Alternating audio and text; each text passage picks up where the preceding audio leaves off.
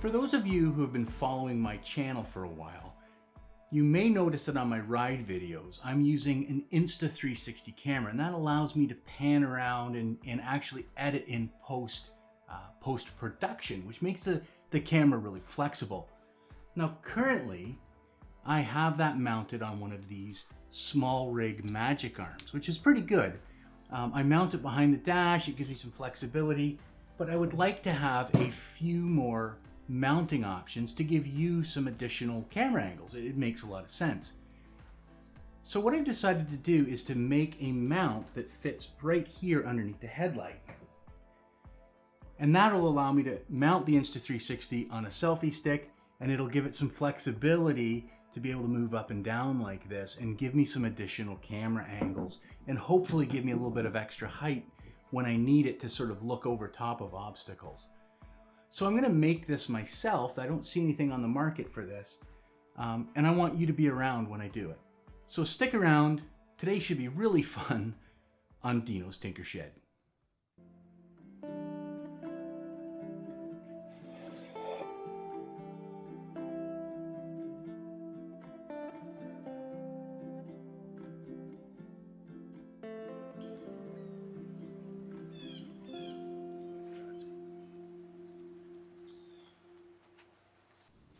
The way that I want to accomplish this mount is to actually build it to fit between the fender and the bottom of the triple tree.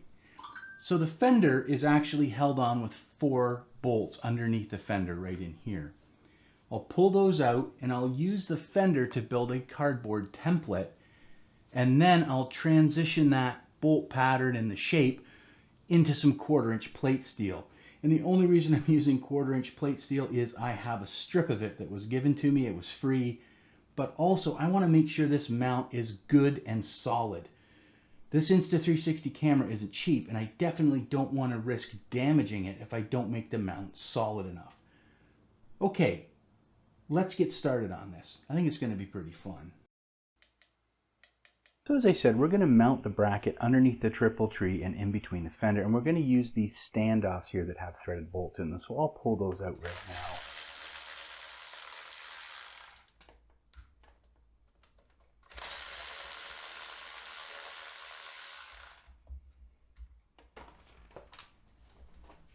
Now once the fender comes off, we can actually put it up on the bench and start working our cardboard template. We're going to use these holes to make our template. We're going to put a piece of cardboard on here and then transfer the holes.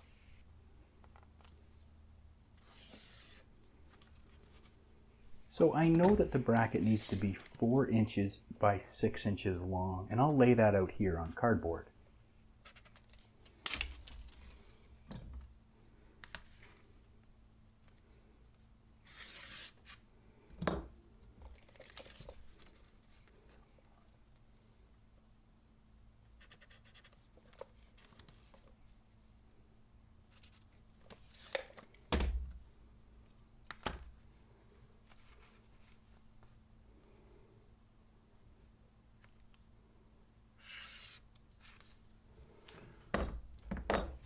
Once this is laid out, I'll use this straight edge and a utility knife to cut nice straight lines here to get this template off of the main sheet of cardboard.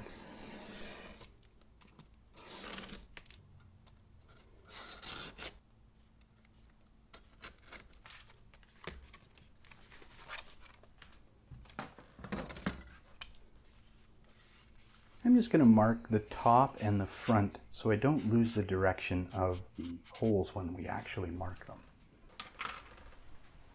And then I'm going to tape it onto the top of the fender. You can see the arrows pointing to the front of the fender.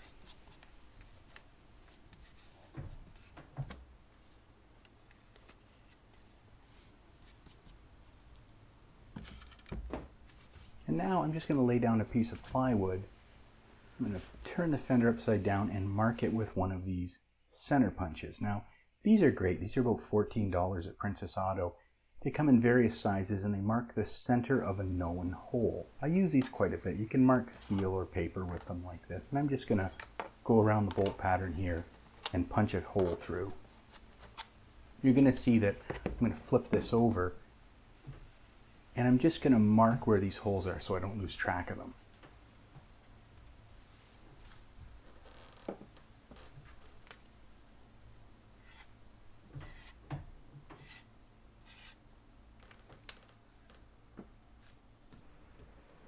Now we're going to shift gears here. I'm going to cut out a strip of this 1/4 inch. Now it's already 4 inches, 4 inches wide, which is handy. I'm just going to cut off a 6-inch piece here.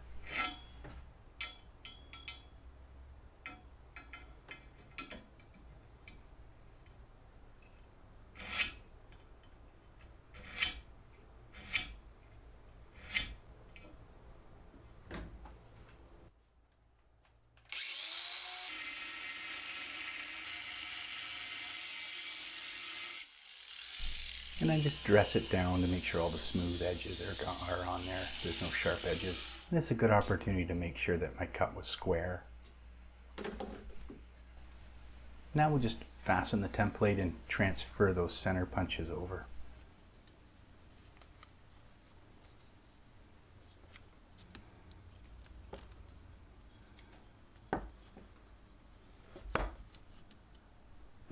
I'm just going to use a regular center punch here because I want a very deep mark.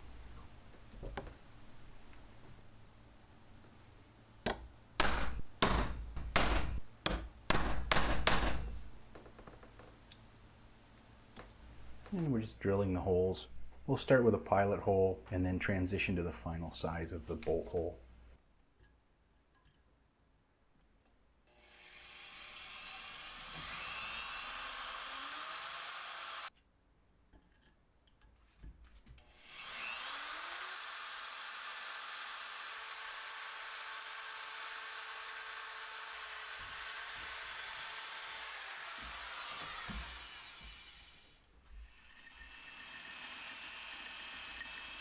Now you'll see that I use a little bit of 3-in-1 oil here when I'm drilling, just to keep the drill bit a little bit cool and lubricated. It's a good practice.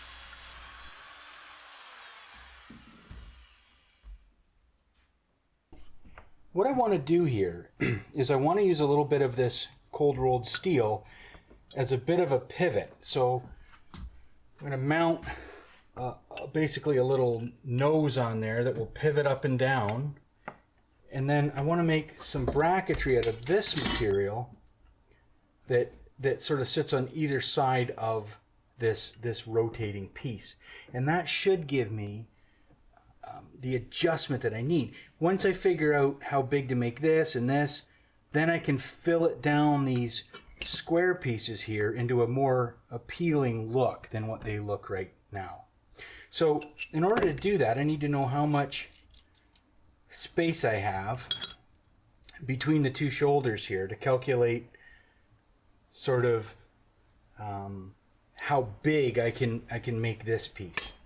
So to do that, I'm just going to use my verniers here and I'm going to measure on the inside, and I come out to just under 1 inch. So if I make it 1 inch total, that's from the shoulder of the bracket, so from the outside of the bracket here like this to the shoulder of the other bracket, that should be pretty good. Now we know this looks to me like it's probably 1/8 inch material. What is it here? Let's see. 764, so 8/6, so it's 1/8 material, nominal. So I'll try to cut this down to 7/8 of 1 inch and try to get the shoulder square. I've got one factory edge here. I'll try to cut the other one down the same way. What I might do is I'll just use a pipe cutter to put a nice square line around there and then cut it with the cutoff saw. Okay, let's try that.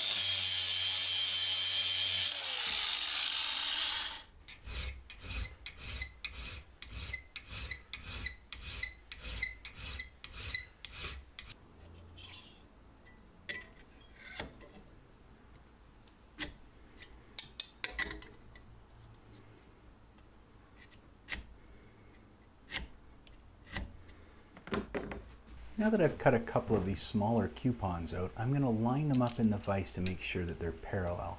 I'm going to clamp them with this set of vise grips to ensure they don't move. Now I've already dressed the ends of these, and now I'm going to put them in the vise. I'll clamp the vise grips, and then I'll use another one of these center punches, these center finding punches, to mark the center hole for the pivot bolt.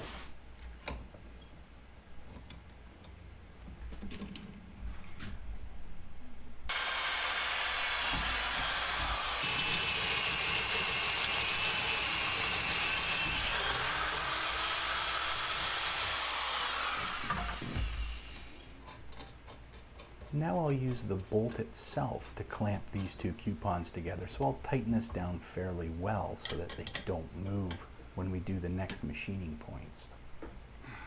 I still keep the vise grips on as much as I can. It adds another set of purchase points to keep the coupons aligned.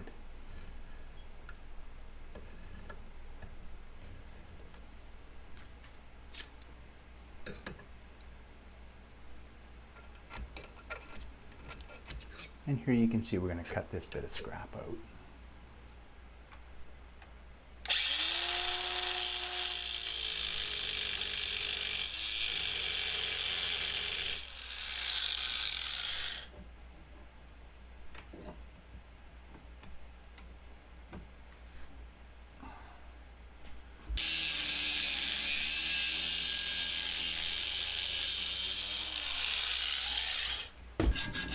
And sometimes you need a hacksaw just to finish off the square edges. And you can see here this one's a little hard to start, but eventually I get it.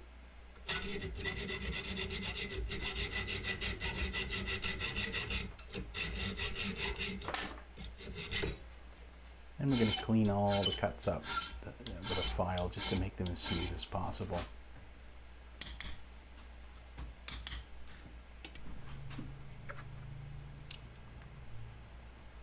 I'm just going to ease the edges over here with this top of this quick start cap here.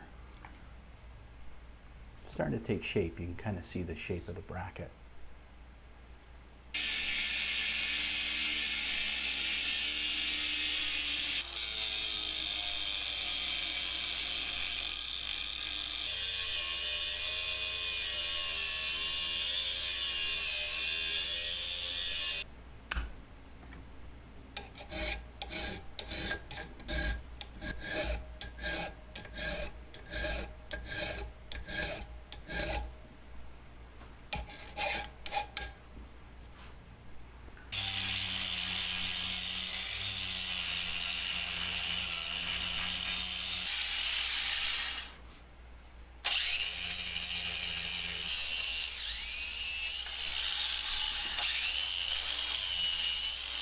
Now I just want to dry fit the bracket. It's still clamped together with the bolt, but I want to see how it welds here, or how it's going to fit before we weld it onto the bike.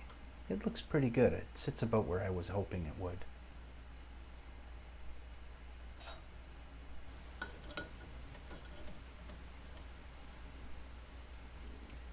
Now because of my small welder that I use, everything has to be really, really clean. So I'm going to clean all of this area up with a flap disc.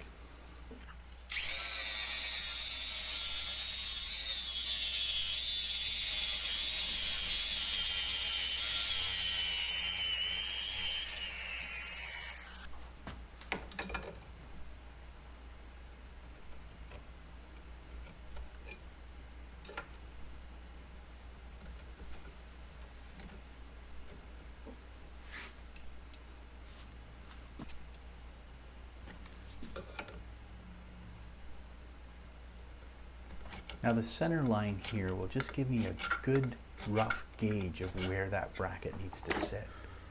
So I'll place it on there and then I'll measure to see if I've got the offset. I'll use this welding magnet just to hold it in place for now.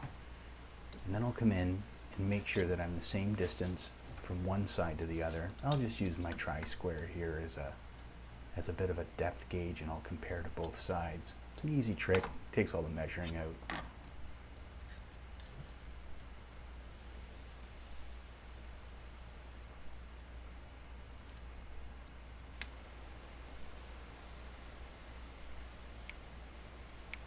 Now again, I don't want this to be a giant chunk of plate steel hanging out the front, so I'm going to draft up something that looks a little bit nicer and smoother.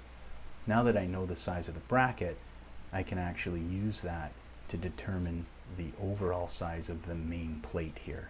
And we'll just cut this out. I'm going to speed it up a little bit here for you so you don't have to watch it all.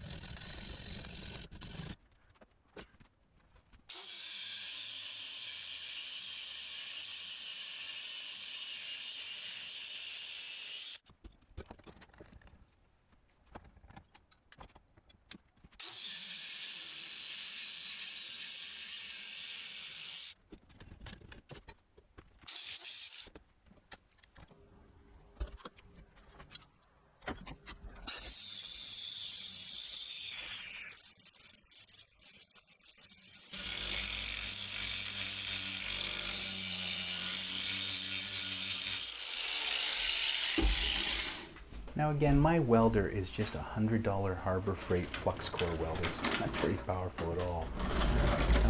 But it does burn in okay if you get the heat range right. And I run it off a 20 amp circuit. The biggest thing with these is cleanliness, making sure that you prep well, and when you do multiple passes that you come in and clean up all of your slag and all of your spatter, whatever you want to call it. I still haven't filed everything down here.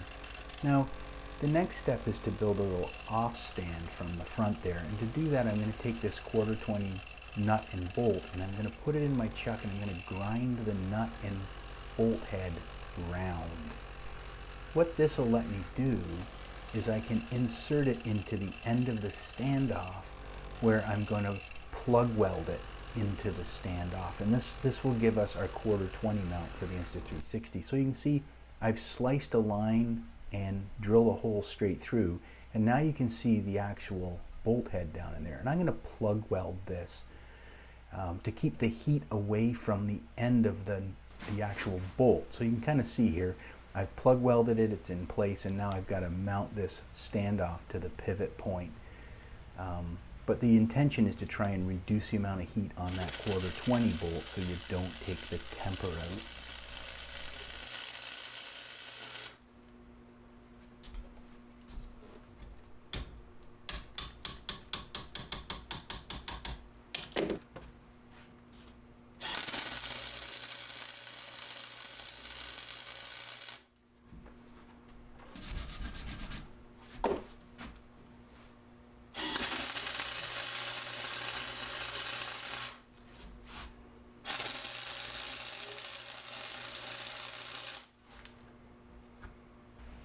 Not a whole lot left here other than just cleaning up all the parts.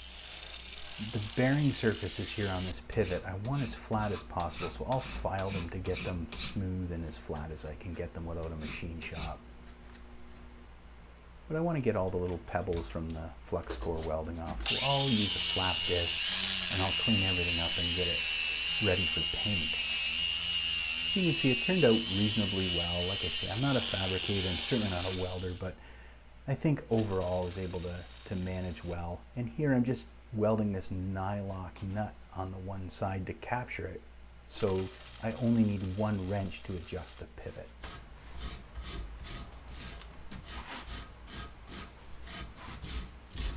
It's really starting to take shape now. And then I'll just go through and clean the entire piece with brake cleaner a couple times, wipe it clear, and we're pretty much ready for paint.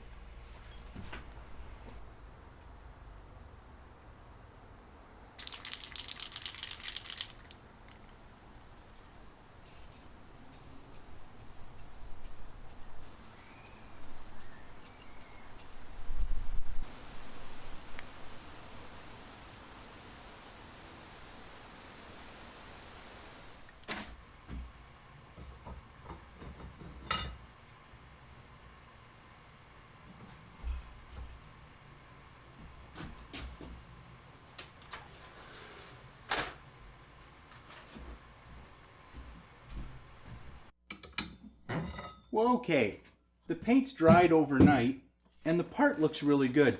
The 1/4 bolt looks really solid. It doesn't look like I've overheated it, so it should still have the tempering in there that it needs to remain strong.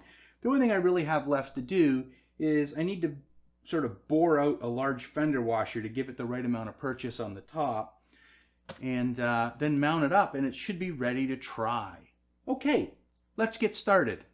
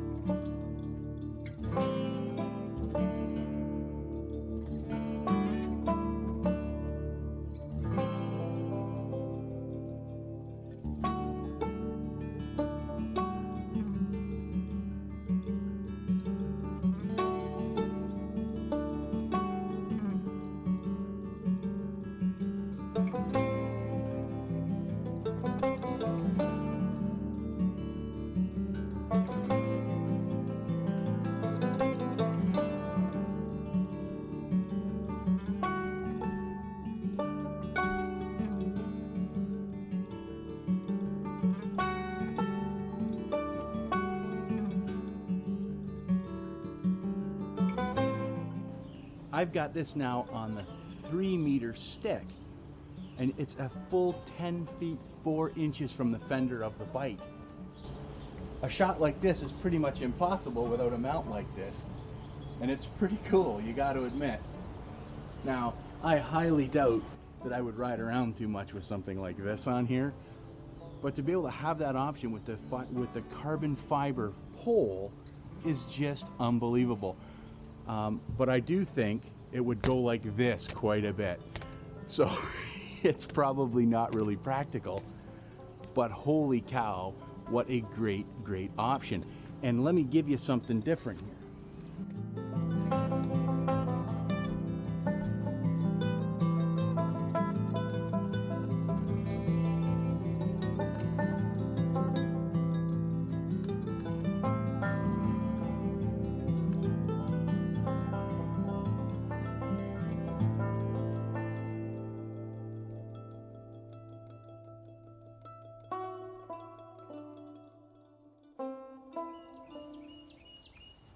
Well, I hope you've enjoyed this particular episode on building my Insta360 mount for the front of my DR.